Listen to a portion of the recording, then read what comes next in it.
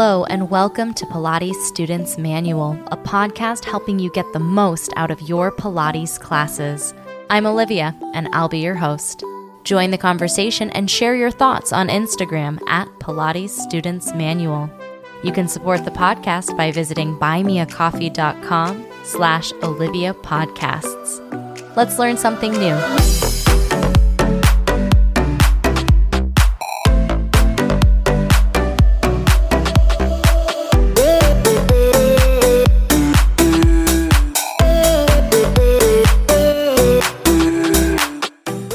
Hello, everybody. Welcome back to the podcast.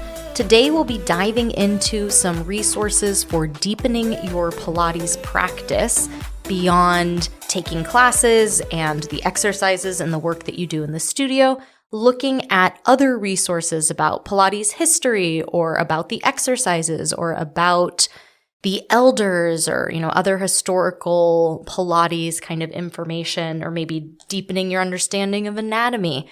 I've got lots of books for you that have guided me along my Pilates journey, and I think you will also enjoy them perhaps. So I will be sharing those with you today. If you want to learn about Joseph Pilates, the first thing I'll say is you should read the books that he wrote, because Joseph Pilates wrote 2 books during his life, both of which are available on Amazon, which is awesome. I'm also linking all of those books in the show notes. But his books are Your Health, which he published in 1934, and Return to Life Through Contrology, which was published in 1945. In both of those books, you get kind of a feel for Joseph Pilates' tone and his, way of approaching his own work, which I think is really cool to hear straight from the horse's mouth what he thinks about his exercises and why he thinks they're so important. Return to Life Through Contrology also has Joseph Pilates directions for his 34 mat exercises. So if you do any mat Pilates, those will be really familiar to you in the first place. Even if you do equipment Pilates, if you're on the reformer, there's a lot of parallels between the shapes and the exercises. But he does give his directions on what he thinks you should be doing on your inhales and on your exhales, and that's kind of a fun ride as well. I'd recommend Caged Lion by John Steele. John Steele was a person who took Pilates class from Joseph Pilates in the 1960s in New York City before Joseph Pilates died in 1967. So he knew Joe as his teacher, but also they had a personal relationship that they were something like friends as well, despite their age gap. I think John Steele was in his 20s when he was doing Pilates and Joseph was in his 80s. But that book is a really interesting window into Joseph Pilates from someone who knew Joseph Pilates and how the studio was like, and also what Pilates became after Joseph Pilates died. How did it continue? That's a super interesting history as well. So I would definitely recommend Caged Lion to learn a little bit more about Joe. Another book that has some interesting history information is A Pilates Journey by Dan Baker.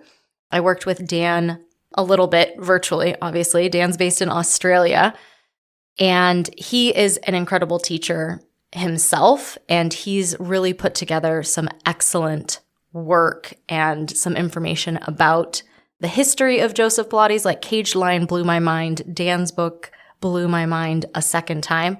In addition to having, some information about exercise science and the exercises as well. So sometimes I feel like the exercise sections maybe appeal to you more if you're also a teacher, but even as a student, looking at the exercises I think can be interesting. But I'm also a teacher, so maybe it isn't interesting as a student. But if it's interesting to you, that is a great resource for you as well. If you're interested in learning more about the exercises or ways to execute the exercises, as I mentioned, Dan Baker's book, A Pilates Journey, has the exercises broken down in interesting ways. Joe's book, Return to Life Through Contrology, also gives you the directions for the mat Pilates exercises. That's super helpful. And another book I would recommend is Pilates for Everyone by Mickey Havard. It is an excellent resource for looking at different variations of exercises and ways to do exercises that you may never have thought of before, whether it's using props or doing them standing or doing them seated in a chair. Sometimes the Pilates exercises can be more challenging than you're able to do. And she has a really great way of breaking down those exercises and kind of exploring other options. The chair Pilates section that she has in her book, I think, is a really great addition to the Pilates canon because there are several standing Pilates resources, which I think is fantastic. I love standing. We spend most of our time standing. And I mean, there's manuals that have the exercises as well, but this edition of being able to sit in a chair and also explore Pilates work can be really great.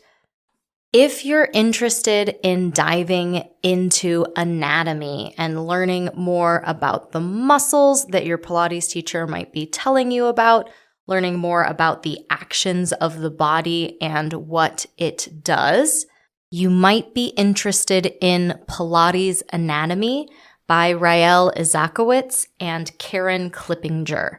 I will be honest, it is a very dense book. It's not a light read kind of book, but it does a really excellent job of showing you not just what muscles do in the body, which is also helpful, but it gives you that in a Pilates context. So it's easier to make those connections. I think anatomy is something that is kind of famously complicated, oftentimes unnecessarily. But when you're learning it, looks like a mountain that you're trying to climb. It's nice to be able to have that connection to the Pilates exercises and also be able to see and visualize it as you do an exercise that you're familiar with and really seeing it, how it happens in your body. I also recommend, it's not Pilates, but movement, like our bodies only move a finite number of ways. This book is Yoga Anatomy Coloring Book by Kelly Soloway. And one, it's a coloring book. Amazing. Coloring is fantastic. Remember when adult coloring books had like that huge resurgence? Well, if that was your jam, you are going to love this because you get to use your colored pencils or use your markers to color all the different parts of the body while the body is in, shapes that parallel each other. Like in yoga, you might be doing cobra, which is a big back bend, a spinal extension movement. In Pilates, we're doing swan, but your spine is doing the same thing. So when you color those muscles, you can guess that those are the same muscles that are working anytime you're doing a back bend.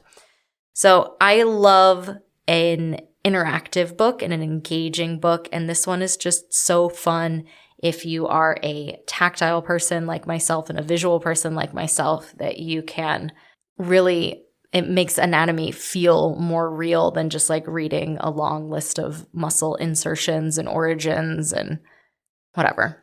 I think that one's a lot of fun. Coming up after the break, I've got a fun recommendation for Pilates for kids and other biographies and historical type books that I think you may also get a kick out of. That's coming up next.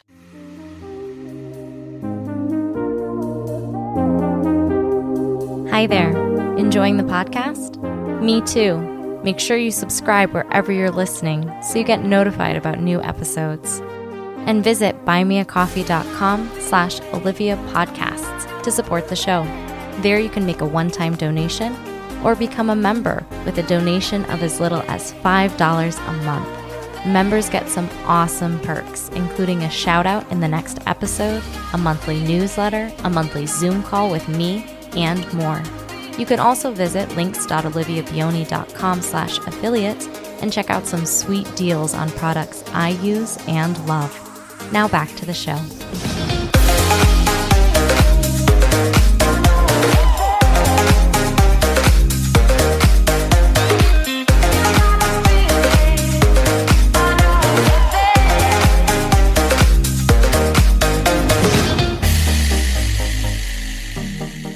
A really fun children's book, if you are interested in sharing Pilates with a kid, is The Adventures of Frankie Fitness. Frankie Does Pilates. That's written by Jason Williams, and he has made a coloring book, and I love a coloring book, as we've established. But it's a coloring book that tells the story of a kid who his mom's doing Pilates or his sister's doing Pilates, and he's like, well, what's Pilates? And they say, well, come do it with us. And so he gets to try Pilates as a kid. If you are a huge fan of Pilates, you know how awesome it would have been to start doing Pilates when you were a kid. So if you want to share that in a way that is both fun but also very approachable to the youth, I think that that's a great one. Jason Williams actually has a whole book series where he has books about nutrition, he has books about meditation, and again, coloring book we love.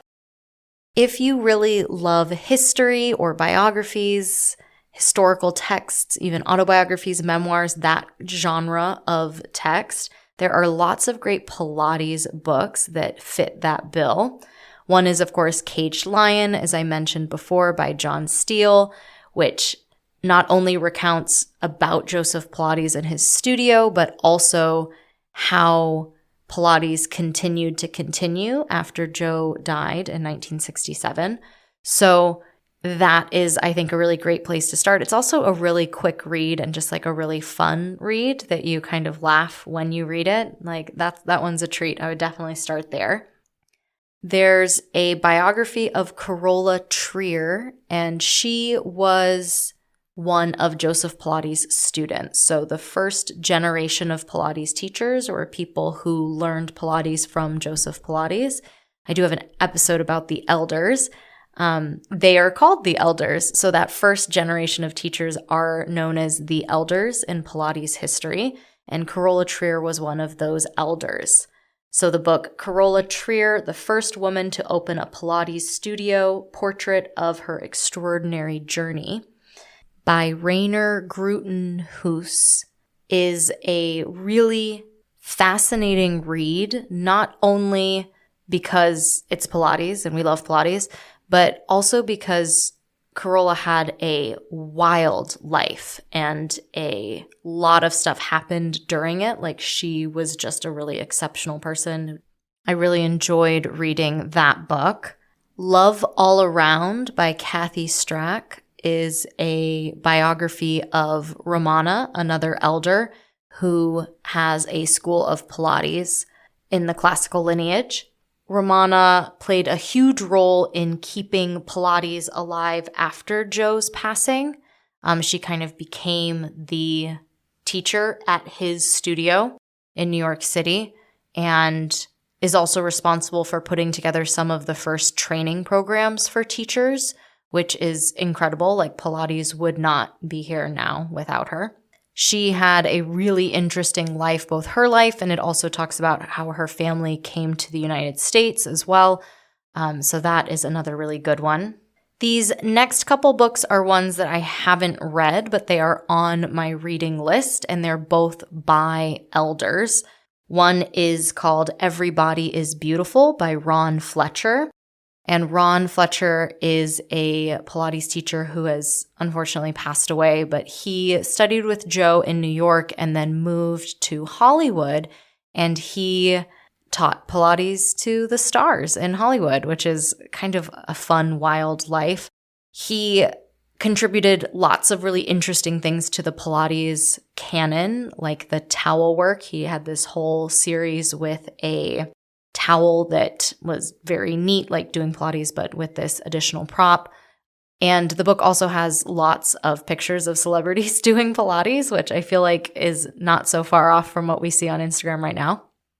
Another book is a memoir by Lolita San Miguel called My Enchanted Life. And Lolita San Miguel is still alive. She teaches Pilates. I believe she's based in Florida, and she does do a teacher training program, but she learned Pilates from Joseph Pilates and was one of only 2 people who ever received a certification to teach Pilates from Joseph Pilates. So that is pretty cool. That one is definitely on my reading list. And lastly, this is by no means an exhaustive list. More awesome Pilates resources are being published all the time. This isn't even taking into consideration documentary films that could also be a super great resource, or I know there's a really great history section in Pilates Anytime where they do deep dives into specific teachers or Pilates history. So if you're more of a visual person, like I could go on and on forever and ever, but these were definitely some of the highlights for me. Long podcast episode short. There are so many ways to keep learning about Pilates in addition to taking more Pilates classes and studying with more Pilates teachers. That is a very valuable knowledge. And if that's what you love Pilates for, that's fantastic. It exists for you. If you're interested in learning a little bit more or hearing about where Pilates came from or looking at exploring some of the exercises or learning more about muscles, these are all books that have been really helpful to me on my journey, and I hope that they also can be a bit of a guide to you on your way. Huge thank you to all my supporters on Buy Me a Coffee, including our newest members, Beth and Claudine. Thank you so much for supporting the project, and I can't wait to connect with you in a coffee chat. Have a great couple weeks, and I'll talk to you again soon.